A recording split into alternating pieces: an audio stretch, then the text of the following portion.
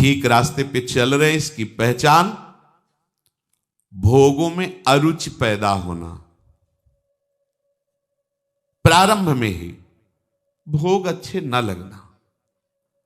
जब भोग ही अच्छे नहीं लग रहे तो भोग वार्ता अलम विषय वार्तया नरक कोटि बीभत्सया। बंद करो, करोड़ों नरकों के द्वारा जैसे घृणित भोग, ऐसे इनकी वार्ता बंद करो। ये बड़े भयावने दुख प्रदान करने वाले गंदे, ये गंदी बातें अलम विषय वार्तया। प्रारंभ में ही उपासक जब सही मार्ग का पथिक होता है तो भोगों में अरुचि होने लगती है। प्रभु में, प्रभु के नाम रूप लीला में उसकी प्रियता होने लगती है। सीधी कसौटी यही है, आपका 24 घंटे में कितना समय प्रभु के नाम रूप लीला धाम के चिंतन में जाता है और कितना विषय में। आंतरिक बात है, आंतरिक। ये मन में देखें, मन में हमारी वृत्ति यदि विषयों की ओर अधिक बढ़ रही है, विषय चिंतन बढ़ रहा है, तो समझना चाहिए कि बाहरी कुछ भी है पर अंदर से हम विषय की तरफ जा रहे हैं, प्रभु की तरफ नहीं। चाहे आप रहने के स्थान में बड़े किसी प्रसिद्ध मंदिर में रह रहे हो, साक्षात सत्संग भवन में रह रहे हो, या भगवान की किसी पवित्र धाम में रह रहे हो, पर आपके अंदर के भवन का जो वातावरण ठीक नहीं है तो बात नहीं बनी है। तुम्हें अपने भवन में सोहनी पोछा लगाना है, इसे साफ करो, अपने हृदय की मलिनता को दूर करो, इस कूड़ा करकट को बाहर निकाल फेंको। अंदर तुम्हें झाड़ू लगा करके, पोछा लगा करके पवित्र करना है, क्योंकि इस हृदय मंदिर में यदि भगवत स्मृति नहीं हुई, भगवत चिंतन नहीं हुआ, ये सब कूड़ा करकट विषय चिंतन है, तो यहां जो वर्णन कर रहे कि आप भले किसी प्रसिद्ध मंदिर में ही रात दिन रह रहे हैं, सत्संग भवन में रह रहे हैं, या भगवान के धाम में रह रहे हैं, आपका मार्ग ठीक नहीं है। जैसे कोई कहे वृंदावन धाम की इतनी महिमा है, और आप यहां ऐसी बात करें, दूसरा कोई बोले तो बोले, आप तो समझो धाम की क्या महिमा है। तो धाम का प्रभाव क्या है?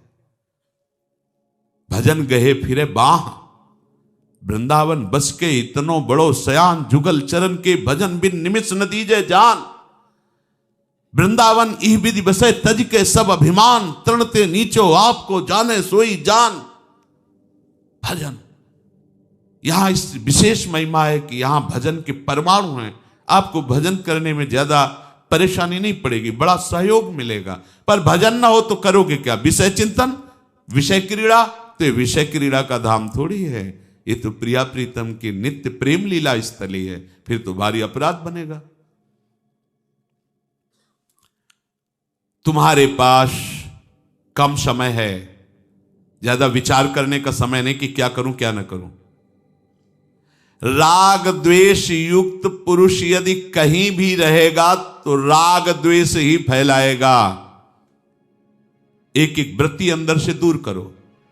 कुछ राग द्वेष युक्त शास्त्र स्वाध्याय करके उपदेशक बन जाते हैं, अपने हृदय के राग द्वेष को दूर नहीं कर पाते, तो उनके उपदेशों में पाया जाता है वो शैव और वैष्णव इसी पक्ष को लेकर एक दूसरे की निंदा करते हैं, उपासकों की उपासना की निंदा करते, किसी एक का पक्ष लेके दूसरे को नीचा दिखाना, ऐसे इसी में जीवन वो अपना सार्थक समझते हैं। उपासक को इन सब पचड़ों में नहीं फंसना, अपने मन को इस कसौटी पर कसते रहना है कि आराध्य देव की ओर आपकी कितनी अधिक से अधिक वृत्तियां जा रही है। यदि भोगों की ओर से मुख नहीं मोड़ोगे तो अभी चलना ही प्रारंभ नहीं किया, लक्ष्य की प्राप्ति कैसे होगी? अपने जीवन को प्रभु के सन्मुख कर लेने का मतलब है अंतर की एक एक वृत्ति से प्रभु का निरंतर चिंतन होना।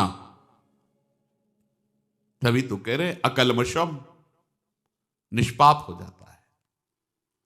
जिसने अंदर की वृत्ति को प्रभु के चिंतन में नहीं लगाया और बाहर से बड़ी मेहनत वाली सब अंदर से विषय चिंतन। तो कह रहे ये ऐसा ही हुआ जैसे कई लोग भांग छान करके नौका विहार करने के लिए नाव में बैठे विश्राम घाट में और खेना प्रारंभ किया, भुजाएं तक थक गई, पसीना से लथपथ हो गए, किनारा नहीं आया। आपस में विचार करने लगे कि किनारा क्यों नहीं आया। परिश्रम तो बहुत कर रहे हैं, समय बहुत लगा, लेकिन राह तो पूरी नहीं हुई, अभी किनारा ही नहीं आया।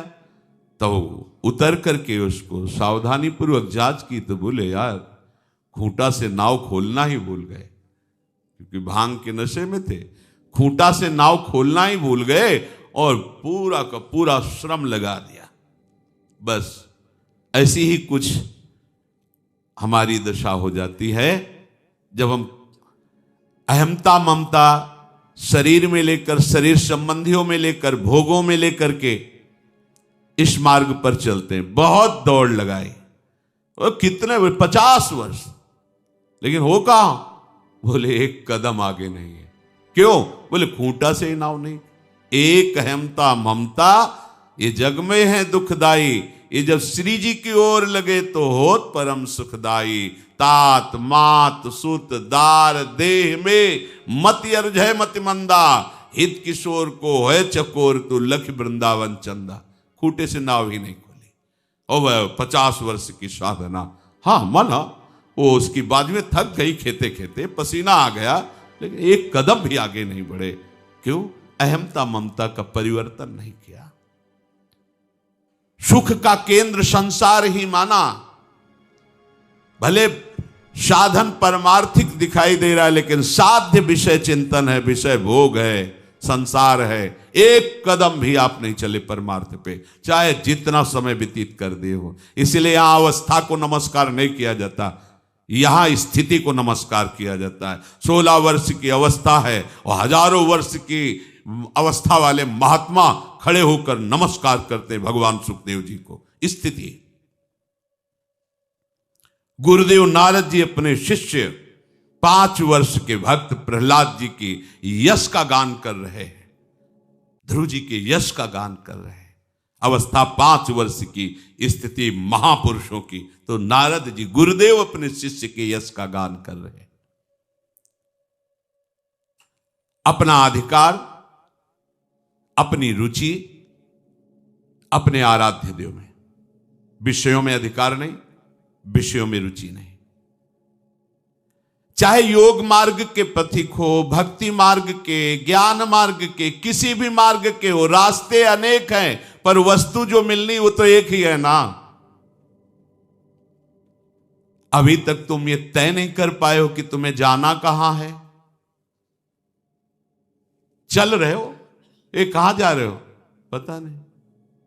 वो हालत हमारी है। चल रहे हैं, भगवत मार्ग के पथिक दिखाई दे रहे हैं बाहर से, अंदर से विषयों का चिंतन, मान प्रतिष्ठा का, राग द्वेष का, छोटी छोटी अनुकूल प्रतिकूल परिस्थितियों में है। छड़े रुष्टा, छड़े तुष्टा, रुष्टा तुष्टा, छड़े छड़े। कहां के पथिक हो? परमार्थ के, परमार्थ के।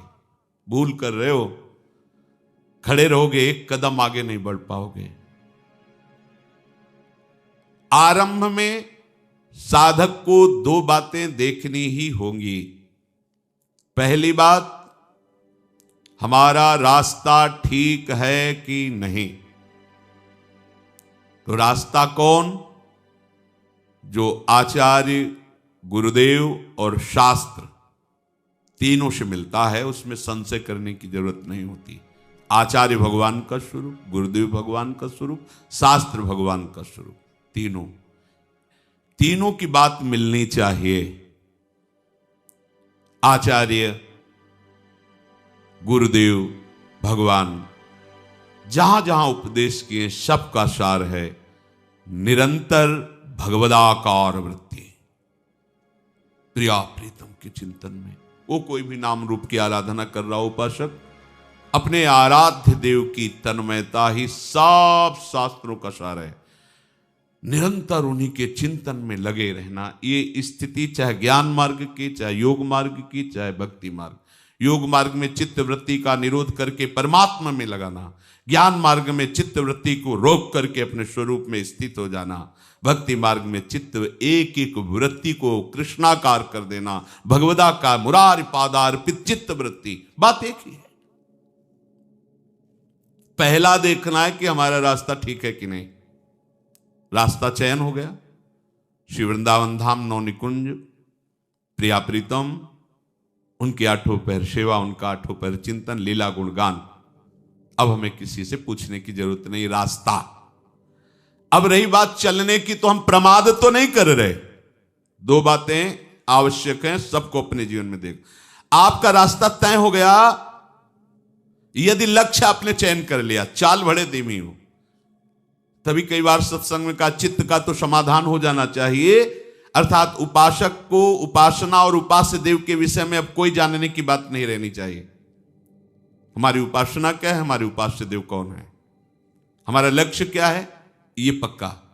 अब दूसरी बात आ गई, प्रमाद नहीं करना। रास्ता तय निश्चित हो गया, अब हमें उसमें चलना है, प्रमाद नहीं करना। ये रास्ता इतना लुभावना है कि आसपास बहुत सुंदर सुंदर चीजें फेंकी जाएंगी और वहीं से गली बदल जाएगी। राई के सम चलत ही होत और क्योर, कठिन है रसिक अनन्यता। ये बहुत कठिन प्रेम में होता है। प्रेम का क्या होता है, अपने लक्ष्य में दृढ़ रहना। अगर थोड़ा भी लुभायमान किसी से भी हो गए तो हम जान नहीं पाएंगे, कदम तो चल ही रहे, दूसरा मार्ग आ जाएगा। राई के सम चलती होत और क्यों। प्रमाद किसे कहते हैं, करने योग्य कार्य को न करना और न करने योग्य कार्य को करना, इसका नाम है प्रमाद। उपासक के जीवन में प्रमाद की गुंजाइश नहीं होनी चाहिए। ना करने योग्य को कभी नहीं करेंगे, करने योग्य को छोड़ेंगे नहीं, चाहे जैसी परिस्थिति हो। दोनों में चाहे जैसी प्राण चले जाए, पर जो नहीं करना है वो नहीं करना है। चाहे प्राण चले जाए, जो करना है वो करना है। देखो ऐसा, तब प्रमाद आपको घेरेगा नहीं, नहीं तो प्रमाद घेर लेता है, पक्का प्रमाद घेर लेता है। प्रमादी उपासक नहीं हो सकता, प्रमादी भगवत मार्ग का पथिक नहीं हो सकता। दोनों बातें हैं, समझो। जो प्रमादी है वो भगवत मार्ग का पथिक नहीं हो सकता, जो भगवत मार्ग का पथिक है वो प्रमादी नहीं हो सकता। ये मार्ग ऐसा है कि ऐसे ऐसे बुरे लोग भेजे जाएंगे आपके पास कि वो आपको अपना परम हितैषी और मित्र अपने को अनुभव कराएंगे और आपको घसीट करके विपरीत मार्ग में खड़ा करके छोड़ के चल देंगे। सावधान, पहले से बताया जाता है कि इस मार्ग में ठग हैं, चोर हैं, आसपास से। आप अगर मार्ग से नहीं हटे तो आपको नहीं ले जा पाएंगे। पर ये ऐसे हैं कि अपना बड़ा प्रेम दिखाएंगे, आपको ऐसा लगेगा बड़े सुख प्रदान करने वाले हितैषी हैं, और जे ही आप उनकी तरफ देखे तो आपको पता नहीं चलेगा, आपको लगेगा मार्ग में चल रहे हैं। नहीं, वो बातचीत करते हुए आपका मार्ग बदला दिए, आप अलग हो गए। प्रभु की ओर बढ़ने वाला उपासक सावधान रहे। जो भगवद आश्रयी होता है उसको यद्यपि कोई भ्रष्ट नहीं कर सकता, पर सावधान रहे। साधन खूब करना है पर भरोसा साधन का नहीं रखना है, भरोसा प्रभु का रखना है। जैसे आप पूछेंगे कि इसका भाव क्या है, साधन खूब करना, सदाचार से रहो, ब्रह्मचर्य से रहो, सत्य बोलो, किसी की हिंसा मत करो, पवित्र, बड़े ये सब साधन के अंतर्गत आता है। पर हमें भरोसा इनका नहीं है, भरोसा हमें प्रियाजू का है। तो इनको छोड़कर हमें गंदी बातें नहीं करनी, भरोसा इनका नहीं रखना, आचरण यही करने पवित्र। पर इसका अगर भरोसा कर लेंगे तो अहंकार हो जाएगा। भरोसा श्री जी का, और बात तो श्री जी की करुणा से ही बननी है। जो भगवद आश्रयी होता है उसे कोई भ्रष्ट नहीं कर सकता। भगवद आश्रयी उपासना करते हुए अनेकों विघ्न आएंगे, उन विघ्नों को परास्त करने की सामर्थ्य केवल केवल भगवद आश्रय में होती है। बड़ा सूक्ष्म विषय है ये। साधना में, उपासना में विघ्न आएंगे पक्का। उन विघ्नों को परास्त करने की सामर्थ्य या उन विघ्नों से बचने की सामर्थ्य भगवद आश्रय से प्राप्त होती है। प्रभु का आश्रय लेकर प्रभु की उपासना करते हुए आगे बढ़ते रहो, कोई भी विघ्न तुम्हें गिरा नहीं पाएगा। जो प्रभु की उपासना के साथ प्रभु का आश्रय नहीं लेते वो प्रायः गिर ही जाते हैं।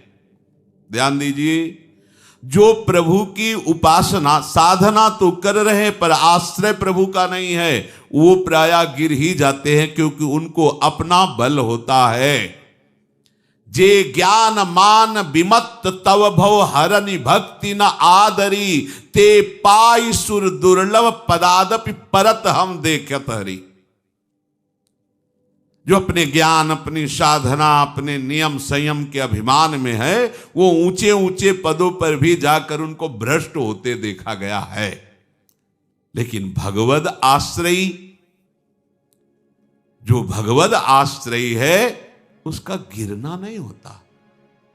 विश्वास करी सब आस परिहरी, दास तव जे होई रहे, जप नाम तव बिनु श्रम तरई, भवनाथ सो समराम है। ये भागवती की उपासना कर रहे हैं, साधना कर रहे हैं, पर आश्रय प्रभु के चरणों का नहीं है, तो ऊंचे ऊंचे पदों में जाकर भी भ्रष्ट होना पड़ेगा। और विश्वास करी सब आस परिहरी, दास तवजे होई रहे, तो जप नाम तव बिनु श्रम तरही, भवनाथ सो समराम है। आह, हे नाथ, जो विश्वास करके अन्य समस्त भरोसा आश्रयों का, आशाओं का त्याग करके केवल आपके दास हो गए, वो आपका नाम जप कर अनायास सहज में भवसागर से पार हो गए। साधन से भी गिराया जा सकता है, पर भगवत आश्रयी को नहीं। महापुरुषों ने कैसी सूक्ष्म सूक्ष्म बातें आंतरिक साधना की निकाली हैं कि आप कहीं गिर नहीं सकते।